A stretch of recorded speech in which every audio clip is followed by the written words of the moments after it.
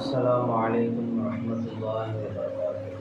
وعليكم السلام ورحمة الله وبركاته. نحمده ونصلي على رسوله الكريم. أما بعد فقد قال الله تعالى في كلامه القديم وهو أصدق الصادقين. أعوذ بالله من الشيطان الرجيم. بسم الله الرحمن الرحيم. إن الله وملائكته يصلون على النبي يا أيها الذين آمنوا صلوا عليه وسلموا تسليما. اللهم صل على سيدنا محمد وعلى آل سيدنا محمد وبارك وسلم عليه. قال الله تعالى في مقام آخر يا أيها الذين آمنوا اتقوا الله حق تقاته ولا تموتن إلا وأنتم مسلمون. صدق الله العلي العظيم. قال نبينا صلى الله عليه وسلم فأين أنت من الاستغفار أو كما قال عليه الصلاة والسلام. எல்லா புகழும் நம்ம முஸ்லிம்களாக முஃமின்களாக மேலும் தனது ஹபீபு நாயகம் முஹம்மது ரசூலுல்லாஹி ஸல்லல்லாஹு அலைஹி வஸல்லம் அவர்களுடைய பாக்கியமிக்க உம்மத்தில் ஒருவராகவும் ஆக்கி அருள் புரிந்தானே அந்த அல்லாஹ்வுக்கே உண்டாகுவதாக. அல்ஹம்துலில்லாஹ் அல்ஹம்துலில்லாஹ் அல்ஹம்துலில்லாஹ். அல்லாஹு தாலா நமக்கு செய்த ஒரு மாபெரும் கருணை கிருபை. அல்லாஹு தாலா நம்ம உடலை அல்லாஹு தாலா நமக்கு சலாமத்தாக அல்லாஹு தாலா ஆக்கி தந்திருக்கிறான். மேலும் இந்த உடலை எவ்வாறு எல்லாம் பயன்படுத்த வேண்டும் என்பதையும் எவ்வாறெல்லாம் இந்த உடலை பயன்படுத்தக்கூடாது என்பதையும் நமக்கு அல்லாஹு தாலா தானும் ரசூலுல்லாஹி ஸல்லல்லாஹு அலைஹி வஸல்லம் அவர்களை கொண்டும் நமக்கு சொல்லிக் கொடுத்து கொண்டே இருக்கிறான். இந்த உடல் என்பது அல்லாஹு தாலாவிடத்தில் பயணம் செய்யக்கூடிய ஒரு வாகனம். இந்த உடலை கொண்டு எந்த அளவு நாம் அல்லாஹு தாலாவை நெருங்கிக் கொள்ள முடியுமோ அந்த அளவு இந்த உடலை கொண்டு அல்லாஹு தாலாவிடத்தில் நெருங்கிக் கொள்ள வேண்டும். ஏன்னு சொன்னால் இந்த உடலோடு எப்போது எதுவரை நாம் இருப்போமோ அதுவரை நாம் அல்லாஹ்வை நெருங்கிக் கொண்டே இருக்கலாம். எப்போ இந்த உடலை விட்டு ரூஹ் பிரிந்து விடுகிறதோ அதற்கு பின்னால் நாம் அல்லாஹ்வை நாம் நெருங்க முடியுமா என்று பார்த்த முடியாது. நாம் அல்லாஹ்வை எந்த அளவு நெருங்கலாம், அல்லாஹ்வுடைய ரிதாவை எந்த அளவு பெற்றுக்கொள்ளலாம், எந்த அளவு நம்ம ஹயாத்தாக இருக்கக்கூடிய காலகட்டத்தில் இந்த உடலை வணக்கத்திலும் அல்லாஹு தாலாவுடைய பொருத்தமான செயல்களிலேயும் நாம் ஈடுபடுத்துகிறோமோ அந்த அளவு அல்லாஹு தாலாவை நெருங்கிக் கொள்ளலாம், அல்லாஹ்வுடைய பொருத்தத்தை நம்ம அடைஞ்சிக்கிறோம். ரசூலுல்லாஹி ஸல்லல்லாஹு அலைஹி வஸல்லம் அவங்க சொன்னாங்க, இதா மாத்தல் இன்சானு இன்கத்தா அன்ஹு அமலு. ஒரு மனிதன் மௌத்தாகி விடுவான் என்று சொன்னால் அவனுடைய எல்லா அமல்களும் துண்டிக்கப்பட்டு விடும். அவ்வளோதான். அதுக்கு மேலே என்ன செய்யணும்? அமல் என்பது கிடையாது. அமல் என்று சொன்ன இபாதத்தையும் குறிக்கும், அல்லாஹ்வுக்கு பொருத்தமான செயல்பாடுகளையும் குறிக்கும். அதோடு அவனுடைய நன்மையான காரியங்களும் நிப்பாட்டப்பட்டு விடுகிறது, அவனுடைய பாவமான காரியங்கள் நிப்பாட்டப்படும். அவர் செய்ய முடியாது. இனிமேல் நன்மையான காரியமும் அவரால் செய்ய முடியாது, பாவமான காரியங்களும் அவரால் செய்ய முடியாது. ஆனால் அவர்களுக்காக வேண்டி பிறர்கள் செய்வார்கள் என்று சொன்னால் அந்த நன்மையான காரியங்களுடைய சவாபை அல்லாஹ் தாலா கொடுத்துறோம். உதாரணமாக அவருடைய பெற்றோர்கள் அல்ல அவருடைய பிள்ளைகள் அவருக்காக வேண்டி துவா செய்கிறாங்க, அவருக்காக வேண்டி நன்மைகளை சேர்த்து வைக்கிறாங்க, அவர்களுக்காக வேண்டி சதகா செய்கிறாங்க என்று சொன்னால் அந்த நன்மைகள் அந்த மௌத்தா போன நபரை சேரும். ஆனால் அந்த மௌத்தா போன நபர் அமல் செய்த மாதிரி அது வருமா என்று பார்த்தா வராது. உன்னுடைய பிள்ளை அனுப்பியிருக்க நன்மை, உன்னுடைய நண்பர் அனுப்பியிருக்கக்கூடிய நன்மை, இது உனக்காக இத்தனை நபர்கள் சேர்ந்து குர்ஆனுடைய சவாபை எத்தி வச்சிருக்கிறாங்க என்று தான் சொல்லப்படுமே தவிர அவரால் ஒரு அமலை செய்து அதனால் அல்லாஹ்வுடைய பொருத்தத்தை அடைய முடியுமா என்று பார்த்தா முடியாது. அதோடு என்ன ஆகும்? அந்த சாப்டர் நிப்பாட்டும். அப்போ இந்த உடலோடு இந்த ரூஹ் இருக்கும் காலம் எல்லாம் நாம் எந்த அளவு அல்லாஹ் தாலாவுடைய வணக்கத்தில் ஈடுபடுகிறோமோ அல்லாஹ்வுக்கு பொருத்தமான செயல்களில் நாம் ஈடுபடுகிறோமோ அந்த அளவு ஈடுபட்டு கொள்வது நம்ம மேலே கடமையாக இருக்குது. ஒவ்வொரு நாள் இரவும் உமர் ரலியல்லாஹு அவங்க தங்களை தானே பரிசோதனை செய்வாங்க. ஒவ்வொரு நாள் இரவும் தங்களை தானே உமர் ரலியல்லாஹு அவர்கள் பரிசோதனை செய்வாங்க. இன்று அல்லாஹ்வுக்கு பிடித்தமான செயல்கள் என்ன நம்ம செய்தோம், இன்று அல்லாஹ்வுக்கு பிடிக்காத செயல்கள் தான் நம்ம செஞ்சோமா என்று அவர்கள் தங்களை தானே பரிசோதனை செய்வாங்க. யார்? உமர் ரலியல்லாஹு. சொர்க்கத்தை கொண்டு நன்மாராயம் சொல்லப்பட்ட 2வது சஹாபியார் உமர் ரலியல்லாஹு அந்தஸ்தால. அவங்க தினமும் இரவு உட்காந்து இன்றைக்கி இந்த காலையில் இந்த வேலை செஞ்சோம் ஒவ்வொரு வேலையாக செய்து வரக்கூடிய நேரத்தில் அவர்களுடைய பார்வையில் அவங்களோட பார்வையில் எந்த ஒரு தவறு நடக்காது நம்ம பார்க்கும்போது அவர்களுடைய சிந்தனையில் இந்த செயல் தப்பான செயல் மாதிரி நமக்கு தெரியுது என்று அவர்கள் சிந்தனை வந்தது என்று சொன்னால் சாட்டை எடுத்து தங்களை 2 அடி அடிச்சுக்குவோம். ஏன் இப்படி செஞ்சு? ஏன்னா இந்த உடல் தான் என்னவாகுது, அல்லாஹு தாலா இடத்துல இந்த செயலுக்குரிய ஒரு மூலமாக இந்த உடல் தான் இருக்கு. அதை அடிக்கிறான், இனிமேல் இது செய்யாத, இந்த தன்மையை கொண்டு வராத. 2 அடி போட்ட உடனே என்னவாகுது, அடுத்த நாள் அந்த செயலுடைய சிந்தனை வரக்கூடிய நேரத்தில் உடனே மாறக்கூடிய ஒரு தன்மை உண்டாகும். ஒரு தடவை உமர் ரலியல்லாஹு அவங்க பள்ளிவாசல் விசாலப்படுத்துவதை பற்றி மசோரா செஞ்சுக்கிட்டு இருந்தான். சஹாபாக்கள் நின்று என்ன செய்கிறாங்க, முன்னாடி எவ்வளோ தள்ளி கட்டலாம், மஸ்ஜித் நபவி மக்கள் அதிகமாக வர ஆரம்பிச்சுட்டாங்க என்று மஸ்ஜித் நபி என்ன செய்யலாம், பழைய பில்டிங்கை இடிச்சுட்டு புதுசாக கட்டலாம் என்று விசாலமாக கட்டுறதுக்காண்டி பேசிகிட்டு இருக்காங்க. அப்போது ஒரு நபர் வந்து, அமீருல் முஃமினீன் அவர்களே எனக்கு தீர்ப்பு சொல்லுங்கள், இந்த மாதிரி ஒரு பிரச்சனை தீர்ப்பு சொல்லுங்கள் என்று யார்கிட்ட வந்துக்கிறாங்க, உமர் ரலியல்லாஹு கையை வந்து பிடிச்சிட்டாங்க. உடனே உமர் ரலியல்லாஹு அவங்க, நான் அதுக்குன்னு ஒரு நேரம் ஒதுக்கி நான் உட்காந்துருக்கிறேன், தீர்ப்பு சொல்கிறதுக்காக வேண்டி ஒரு நேரம் ஒதுக்கி நான் உட்காந்துருக்கிறேன். இப்போ அதல்லாத மற்ற ஒரு வேலையில் மக்களுடைய வேலையில் ஈடுபட்டு இருக்கும்போது வந்து என்னை ஏன் பண்ணி தொந்தரவு பண்ணுறேன்னு சொல்லி கையால் நெஞ்சில் இப்படி தட்டிட்டாங்க. நெஞ்சில் என்ன செஞ்சிட்டாங்க, இப்படி தட்டிட்டாங்க. தட்டினவனா அவர் போயிட்டார். அவருக்கு ஒரு 20 அடி போயிருப்பார். உடனே உமர் ரலியல்லாஹு அவர்களுக்கு மனசில் ஒரு உறுத்தல் வந்துருச்சு. எப்படி நம்ம சொல்லி அனுப்பியிருக்கலாம், அழிஞ்சு இந்த நேரத்தில் வராதிங்க, அதுக்குன்னு ஒரு நேரம் நான் ஒதுக்குறேன், அப்போ வாங்க அப்படின்னு தன்மையாக சொல்லி அனுப்பிச்சிருக்கலாம். ஒன்று அவர் மேலே கோபப்பட்டுட்டோம், இது ஒரு தப்பு. 2வது எப்படி நம்ம அவரை அடித்தோம், தப்பு இல்லை, அடிச்சிட்டோமே அவரை நம்ம அடித்து தன்னுடைய அடிமையை விட்டு அவரை கூப்பிட்டு வர சொல்கிறாங்க.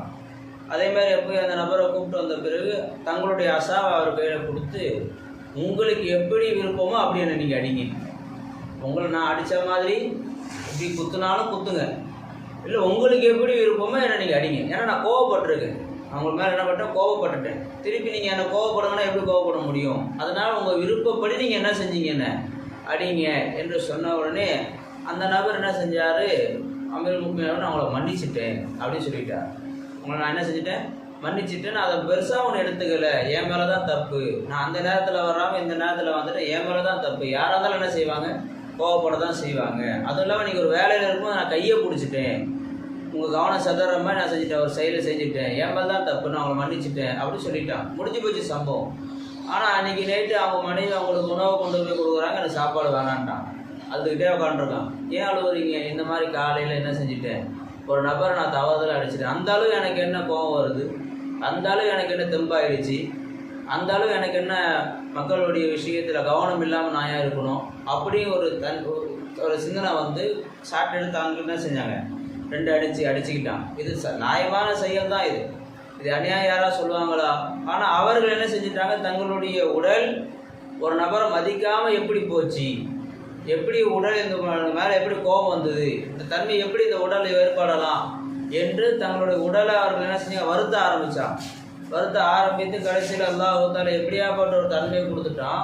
கடைசியில் உமர் ரலியல்லாஹு அவர்கள் ஃபஜ்ர் தொழ வச்சுக்கிட்டு இருக்காங்க, ஒரு நபர் பின்னாடி வந்து கத்தியால் குத்திட்டாங்க. மக்கள் எல்லாம் என்ன செஞ்சாங்க, அவரை பிடிச்சி அடிக்கிறதுக்காக அப்படி கையை வாங்குறாங்க. உடனே உமர் ரலியல்லாஹு அவங்க சொன்னால் அவர் அடிக்காதீங்க, விட்டுருங்க, நான் ஹயாத்தாக இருந்தால் என்ன செய்யுங்க, அவரை தண்டிக்காதீங்க, ஏன்னா இன்னும் என்ன செய்யலை, நான் மௌத்தா போனால் தான் கிசாஸ் வாங்கணும், நான் மௌத்தா போயிடுவேன்னு சொன்னால் என்னுடைய பிள்ளைகள் இடத்துல அவருடைய பக்கமாக விட்டுருங்க அப்படின்னு சொல்லிட்டான். அழிஞ்சு அந்த மாதிரி சில வார்த்தைகள் என்ன பண்ணாங்க சொல்லிட்டாங்க. என்ன வரல, அவங்களுக்கு கோபம் வரலை, தன்னையே ஒருத்தர் கொலையை கத்தியால் குத்திட்டார், அவர் மேலே கூட என்ன வரல, கோபமே வரல. அந்த அளவுக்கு அந்த உடல் மாறிடுச்சு. அவ்வளோ கோபமாக இருந்த, கையை பிடிச்சது கோபம் வந்த அந்த உமர் ரலியல்லாஹு அவர்கள் எப்படி தன்னை மாற்றிட்டாங்க, கத்தியால் ஒரு நபர் குத்திட்டாரு, அவர் மேலே கூட கோபப்படாத அளவுக்கு தங்கள் உடலை மாற்றிட்டாங்க. வளைஞ்சிங்களா? அப்போ அந்த அளவு இந்த உடலை கொண்டு நம்ம அல்லாஹ் தஆலா இடத்துல எந்த அளவு நாம் பயணம் செய்ய முடியுமோ அந்த அளவு பயணம் செஞ்சுக்கணும். உதாரணமாக ஒரு 5 ரூபாய் பேனா வாங்குகிறோம் வச்சிங்க, அதை 2 தடவை எழுதி தூக்கி போட்டுருவோமா? ஏன் 5 ரூபா கொடுத்து வாங்கியிருக்கோம், அதனால் அது கடைசி வரைக்கும் என்ன செய்கிறோம், அதை பயன்படுத்திட்டு தான் தூக்கி போகிறோம். ஒரு அபா தைக்கிறோம், ஒரு ஜிப்பா தைக்கிறோம், ட்ரெஸ்ஸு வாங்குகிறோம் வளைஞ்சியில், அதை எந்த அளவு பயன்படுத்த முடியுமோ அந்த அளவுக்கு பயன்படுத்திட்டு தான் என்ன செய்கிறோம், நம்ம தூக்கி போகிறோம். துனியாவில் எந்த ஒரு வஸ்து நம்மக்கிட்ட வந்தாலும் அதை நாம் பரிபூர்ணமாக பயன்படுத்தாமல் என்ன செய்கிறதில்ல, தூக்கி போடுறது. ஆனால் இந்த உடலை நம்ம என்ன செய்யறதில்லை. அல்லாஹ் நமக்கு கொடுத்த ஒரு பெரிய ஒரு பாக்கியம் இந்த உடல். இந்த உடலை நம்ம எந்த அளவு நாம் பயன்படுத்துகிறோம், அல்லாஹ் தஆலாவுடைய விஷயத்தை நம்ம பயன்படுத்துகிறோமா அல்லது அல்லாஹ்வுக்கு பிடிக்காத ஒரு விஷயத்தை நம்ம பயன்படுத்துகிறோமா என்று நம்ம சிந்தித்து பார்த்து அந்த செயல்பாடுகளை மாற்றிக்கொள்வது நம்ம மேலே அவசியமாக இருக்குது. ஏன்னு சொன்னால் இந்த உடல் தான் நமக்கு நாளை மறுமை நாள் நண்பனாகவும் இருக்கும். இந்த உடல் தான் நாளைக்கு மறுமை நாள் நமக்கு எதிரியாகவும் இருக்கும். கவனிச்சிங்களா? இந்த உடல் தான் நமக்கு நன்மை நல்ல நமக்கு சாட்சியாளர் யார் தான்? இந்த உடல் தான். கியாமத்தினால மலக்குமார்கள் எல்லாம் அல்லாஹ் தஆலாவுடைய சன்னிதானத்தில் வந்து நிற்பாங்க. ஒரு அடியானையும் அல்லாஹ் தஆலாவுடைய சன்னிதானத்தில் கொண்டு வந்து நிப்பாட்டப்படும். இப்போ அந்த அடியானுடைய பட்டோலைகளை அல்லாஹ் தஆலாவுடைய சன்னிதானத்தில் மலக்குமார்கள் எடுத்து காட்டுவாங்க. எடுத்து காட்டும்போது அதில் வெறும் பாவங்கள் தான் இருக்கும். வெறும் பாவங்கள் தான் இருக்கும். அப்போ அந்த அடியான இடத்துல அல்லாஹ் தஆலா கேட்பான், இவ்வளோ பாவம் செஞ்சுருக்கிறியே வளைஞ்சிங்களா? இது அப்படி விசாரிக்கக்கூடிய நேரத்தில் அந்த மனிதர் சொல்லுவார், நான் அந்த பாவம்லாம் செய்யவே இல்லையே. அங்கே போய் யார்கிட்ட? அல்லாஹ்கிட்டயே போய் சொல்லுவோம், நான் இதெல்லாம் என்ன செய்யவே இல்லை என்று சொல்லுவோம். அப்போ அல்லாஹ் தஆலா மலக்குமார்களை கூப்பிட்டு காட்டுவோம், இங்கே பாரு மலக்குமார்கள்லாம் எழுதி வச்சுருக்குறாங்க என்று சொல்லும்போது அந்த மனிதர் சொல்லுவோம், நாங்கள் மனித படைப்பை படைக்கும் போதே எங்களுக்கு எதிரியாக நின்றவர்கள் யார்? மலக்குமார்கள். படைக்க வேணான்னு சொல்லி சொன்னவங்க யார்? மலக்குமார்கள். அவர்கள் எங்களுக்கு சாதகமாக எப்படி எழுதுவாங்க? அவர்கள் தப்பாக பொய்யா என்ன செஞ்சு வச்சுருக்கலாம், எழுதி வச்சுருக்கலாம், அதை நம்ம ஏற்றுக்க முடியாது சொல்லி அந்த அடியான்னு சொல்கிறோம். அப்போ அல்லாஹ் தஆலா இடத்துல அல்லாஹ் தஆலா என்ன செய்வான் என்று சொன்னால், அவருடைய வாயில் அல்லாஹ் தஆலா கூட்டு மாதிரி போட்டுரும். வாய் பேச முடியாத மாதிரி முத்திரை வச்சிடும். அல்லாஹ் தஆலா என்ன செய்வோம்? யௌம தஷ்ஹது அலைஹிம் அல்சினத்துஹும் வ ஐதீஹிம் வ அர்ஜுலுஹும். வாயில் என்ன செய்யும்? அல்லாஹ் தஆலா ஒரு முத்திரை வச்சிருவோம். முத்திரை வச்ச பிறகு யௌம தஷ்ஹது அலைஹிம், அவர்களுக்கு எதிராக சாட்சி சொல்லும். அல்சினத்துஹும், அவர் நாவு தானாக பேசும். இவருடைய நாவை நம்ம கண்ட்ரோலில் பேசுகிறோம் பார்த்தீங்களா? ஒரு வார்த்தை சிந்திச்சு நம்ம பேசுகிறோம். பேச வேண்டும் அப்படி சிந்திச்சேன், பேச வேண்டும்ங்கிற வார்த்தையை சொன்னேன். ஆனால் அந்த நாளில் நாவு பேசும், இவருடைய கண்ட்ரோல் இல்லாமல் பேசும். என்னெல்லாம் இந்த நாவு பேசியது அப்படி சொல்லி நாக்காகிய நான் இந்த நபரை பற்றி போய் பேசினேன், இந்த நபர் இடத்துல நான் புறம் பேசினேன், இந்த நபரத்தில் கோல் சொன்னேன், இவர்களை பற்றியெல்லாம் என்ன செஞ்சேன், நான் பேசினேன் அப்படி நாவு சொல்லும். கண்ணு பேசும், காது பேசும், கை பேசும், ஒவ்வொரு உறுப்பும் பேசும். என்ன செய்யும்? ஒவ்வொரு உறுப்பும் என்ன செய்யும்? பேசும். விளங்குங்களா? அப்போ அல்லாஹ் தஆலா அந்த பேசி முடித்த பிறகு அந்த உறுப்புகளை பார்த்து அந்த அந்த மனுஷன் கேட்பான், எதுக்கு எங்களுக்கு எதிராக நீங்கள் ஏன் சாட்சி சொன்னீங்க? உங்களை நான் எப்படியெல்லாம் பாதுகாத்தேன், இந்த கண்ணை தூசி படாமல் தூசி ஊந்துச்சுன்னா எப்படி கழுகி பாதுகாத்தேன், காதை எப்படி ஒவ்வொரு உறுப்பையும் நான் எப்படி பாதுகாத்து வச்சேன், உங்களை எந்த அளவு நான் மதித்தேன், எந்த அளவு உங்களை நான் பாதுகாத்து வச்சுருந்தேன் என்று அந்த அடியான் அந்த உறுப்புகளை பார்த்து கேட்பான், எனக்கு ஏன் சாதகமாக சாட்சி சொல்லாமல் பாதகமாக ஏன் சாட்சி சொன்னீங்க என்று அந்த கண்ணை பார்த்து அந்த காதுகளை பார்த்து எல்லாம் அந்த மனுஷன் கேட்பான். கலைஞ்சிங்களா? அப்போ அந்த உறுப்புகள்லாம் சொல்லுமா, அந்தகனல்லாஹு அல்லதி அந்தக குல்ல ஷை, எல்லா வஸ்துக்களையும் பேச வைத்த அல்லாஹ் தஆலா தான் எங்களையும் பேச வச்சான். அதாவது இப்போ பேச வச்சதால நாங்கள் இப்போ சொல்கிறோம்.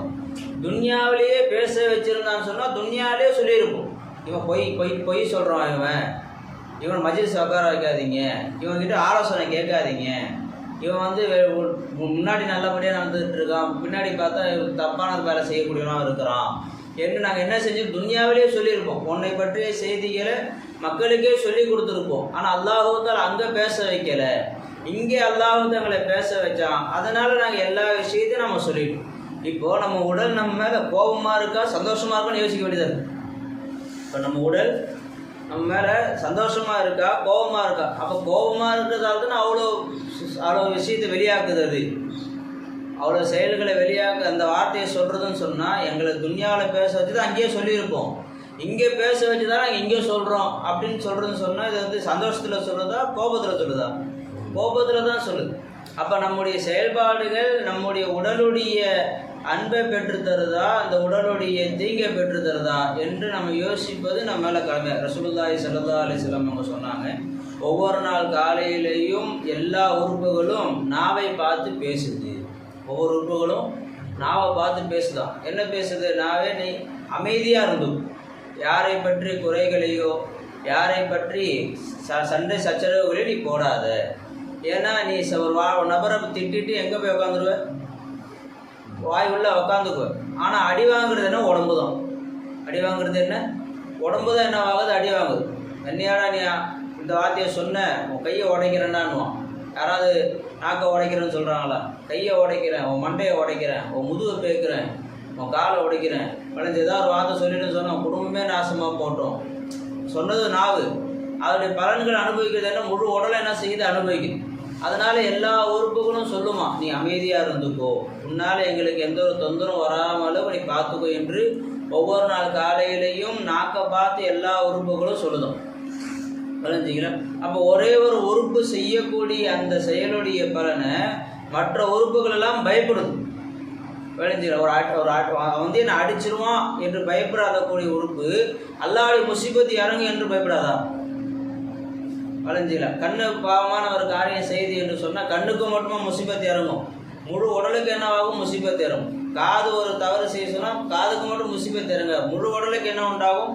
முசீபத்து இறங்கும். விளைஞ்சிரு. அதனால தான் ரசூலுல்லாஹி ஸல்லல்லாஹு அலைஹி வஸல்லம் அவங்க அல்லாஹும்ம ஆஃபினி ஃபி பதனி, எல்லாம் என் உடலை நீ ஆஃபியத் ஆக்கிடு, ஆரோக்கியமாக ஆக்கிடு. ஆஃபினி ஃபி சமுஇ, என் காதை நீ ஆஃபியத் ஆக்கிடு. ஆஃபினி ஃபி பஸரி, என் கண்ணை நீ ஆஃபியத் ஆக்கிடு. விளைஞ்சிக்கலாம். இது ஒன்று என்னென்ன? அல்லாஹ் தஆலாவிடத்தில் நோயை விட்டு பாதுகாப்பு தேடுறது. இன்னொன்று என்ன? ஆஃபியத் என்று சொன்னால் என் உடலை பாவமான காரியங்களை விட்டு நீ தடுத்துருன்னு அர்த்தம். இந்த உடலை பாவமான காரியங்களை விட்டு நீ தடுத்துரு. வெளிரங்க நோய் என்பது, வெளிரங்க ஆபத்து என்பது நோய்கள். இந்த உடலுக்கு அந்தரங்க ஆபத்து என்ன? பாவமான காரியங்களால் உண்டாகக்கூடிய தீங்கு. நடிகனுக்கு ஒரு பாவமான காரியம் செய்கிறான்னு சொன்னால் அது பாதிப்பு எங்கே உண்டாகும்? உடலில் உண்டாகுது. அது நமக்கு வெளியே தெரியறது இல்லை. விளைஞ்சிங்களா? ஸல்லல்லாஹு அலைஹி வஸல்லம் அவங்க சொன்னாங்க பார்த்தீங்களா, ஒரு நபர் சில காரியங்களை செய்கிறார், அதனுடைய பலனை எங்கே அடைஞ்சிக்கிறார்? துன்யாவிலே என்ன செஞ்சுக்கிறார்? அவர் அடைஞ்சிக்கிறார்.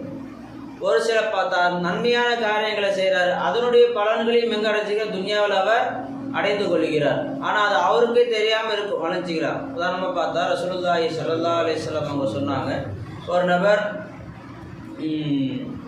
லுஹாவுடைய 2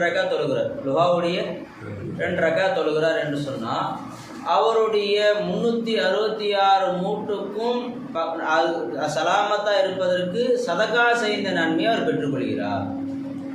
உடம்புல 366 மூட்டு இருக்கு, அது ஒவ்வொன்றுக்கும் சதகா செய்யணும். விளைஞ்சில். அப்போ சஹாபாக்கள் கேட்டாங்க, யார் சொல்ல எப்படி நாங்கள் ஒரு மூட்டுக்கு 1 ரூபா வச்சா கூட 366 ரூபா சதகா செய்யணும், நாங்களே ஏழ்மையாக இருக்கிறோம், நாங்கள் எப்படி யாரை சதகா செய்கிறது என்று சஹாபாக்கள் கேட்டாங்க. அப்போ ஸல்லல்லாஹு அலைஹி சொன்னாங்க, ஒவ்வொரு சுப்ஹானல்லாஹ் சதகா தான், ஒவ்வொரு அல்ஹம்துலில்லாஹ் சதகா தான் என்று சொல்லிக்கிட்டே வந்து ஸல்லல்லாஹு அலைஹி வஸல்லம் அவங்க சொன்னாங்க, லுஹாவுடைய 2 ரக்காத் தொழுது என்பது இவ அனைத்துக்குமே போதுமானதாக ஆகிடும் என்று ஸல்லல்லாஹு அலைஹி வஸல்லம் அவங்க சொன்னாங்க. இப்போது நம்ம சொல்லக்கூடிய சுப்ஹானல்லாஹ் என்ற வார்த்தை ஒரு நன்மையான ஒரு வார்த்தை, அல்ஹம்துலில்லாஹ் என்று சொல்லக்கூடிய ஒரு நன்மையான வார்த்தை நம்முடைய 366 மூட்டையுமே சலாமத்தாக்குது. ஒரு 2 ரக்காத் லுஹா தொழுகுதல் என்பது 366 மூட்டை என்ன செய்யுது? சலாமத்தை ஆக்குது. அது எப்படி நமக்கு சலாமத் ஆகுது நமக்கு தெரியல பாருங்க. ஆனால் அந்த தொழுகை என்ன ஆக்கிடுச்சு? அல்லாஹ்வுடைய உதவியை கொண்டு சலாமத்தாக ஆக்குது. அப்போ நன்மையான காரியங்கள் என்பது நம்முடைய உடலை சலாமத்தாக்குது, பாவமான காரியங்கள் என்பது நம்முடைய உடலை பலகீனமாக்குது. நம்முடைய உடலை என்ன பலகீனமாகும்? ஸல்லல்லாஹு சொன்னாங்க பார்த்தீங்களா, உள்ளத்தில் உடம்புல ஒரு சதம் கட்டி இருக்குது, அது நல்லா இருந்தால் ஒட்டுமொத்த ஜிஸ்மும் நல்லா இருக்கும், அது கெட்டு போச்சுன்னா ஒட்டுமொத்த ஜிஸ்மும் கெட்டு போயிடும். அது என்ன? உள்ளம் என்று ஸல்லல்லாஹு சொல்லிட்டு அந்த உள்ளம் கெட்டு போகக்கூடிய வழி என்ன?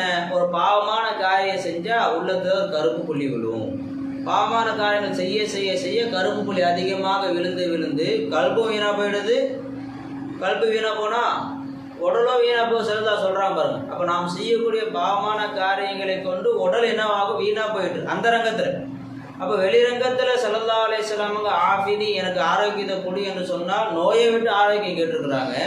அதே நேரத்தில் பாவமான காரியங்களை விட்டும் ரசூலுல்லாஹி ஸல்லல்லாஹு அலைஹி வஸல்லம் இந்த உடலை பாதுகாத்துறியா அல்லாஹ், இந்த கண்ணை பாதுகாத்துரு, என் காதை பாதுகாத்துரு என்று ரசூலுல்லாஹி ஸல்லல்லாஹு அலைஹி வஸல்லம் அவங்க துஆ ஓதிருக்கிறாங்க.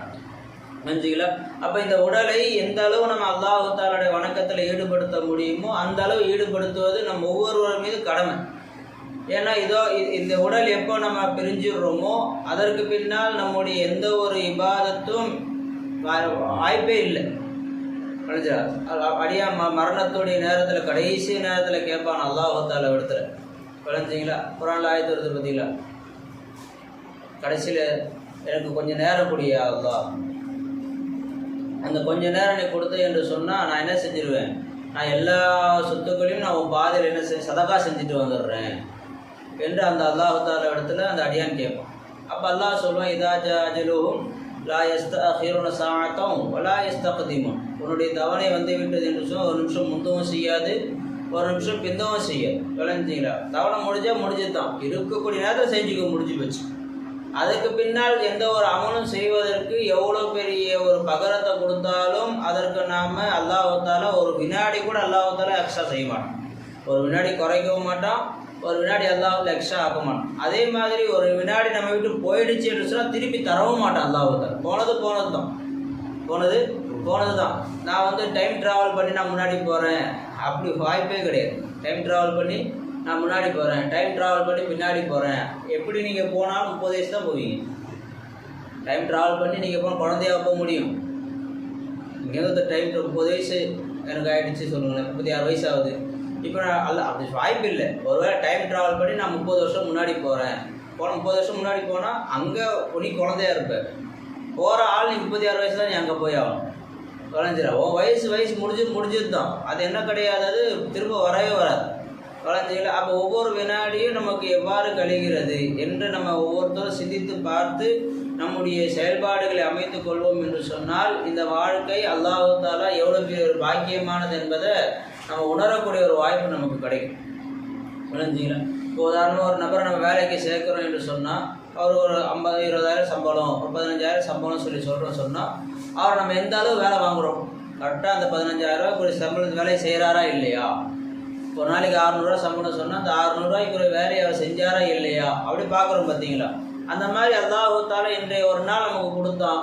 இந்திய நாள் அல்லாஹ்வுக்கு எந்த அளவுக்கு நம்ம பிடித்தமான ஒரு செயலை நம்ம செஞ்சோம் என்று நம்ம சிந்தித்து பார்ப்பது ஒவ்வொரு நபர் மேலே கடமை. அது கலஞ்சிங்களா? அது கடமையாக நம்ம என்ன செய்யணும், ஒவ்வொரு நாள் ஆக்கணும். தூங்குறதுக்கு முன்னாடி ஒரு 5 நிமிஷம் உட்காந்து சிந்திச்சு பார்க்கணும். எல்லாம் இன்றைக்கி எந்த செயலாம் செஞ்சுட்டேன், மன்னிச்சிட்டியா அல்லா, இன்றைக்கி இந்த நன்மையான காரியெல்லாம் செய்ய வச்ச உனக்கே எல்லா புகழும் யா அல்லாஹ். நன்மையான காரியங்களுக்கு சுக்குர் செஞ்சிடணும். பாவமான காரியங்கள் ஏதாவது நம்ம செஞ்சிருந்தோம் என்று சொன்னால் அன்றைக்கே அதை இஸ்திக்ஃபார் செஞ்சு முடிச்சிடணும். அன்றைக்கே அதை என்ன செய்யணும், கழிச்சு விட்டுறணும்.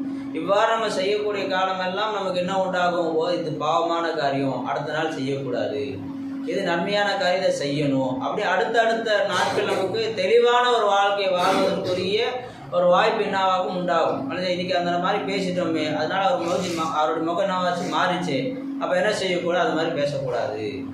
இன்றைக்கி ஒரு செயல் செஞ்சு அதனால் அவர் சந்தோஷப்பட்டார், அப்போ இந்த மாதிரி செயல் செஞ்சால் மற்றவங்களும் சந்தோஷப்படுவாங்க. அப்படி எது நல்ல செயல், எது அருவருப்பான செயல் என்று நமக்கு ஒரு பிடிமானம் கிடைக்கும். அதை வைத்து நம்முடைய வாழ்க்கையை சீர்படுத்திக்கிட்டே போகலாம். புரிஞ்சுங்களா?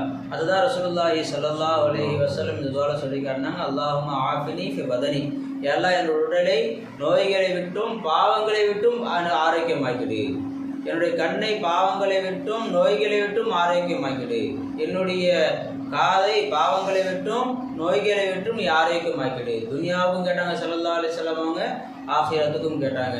அல்லாஹ்வுத்தாலா எந்த அளவு நன்மையான காரியங்கள் செய்ய முடியுமோ அந்த அளவு செய்வதற்குரிய வாய்ப்பு அல்லாஹ்வுத்தாலா நம் அனைவருக்கும் உண்டாக்கி தந்தல் புரிவானாக. ஆஃபிர் தஅவானா அல்ஹம்துலில்லாஹி ரப்பில் ஆலமீன். அஸ்ஸலாமு அலைக்கும் வரஹ்மத்துல்லாஹி வபரகாத்துஹு.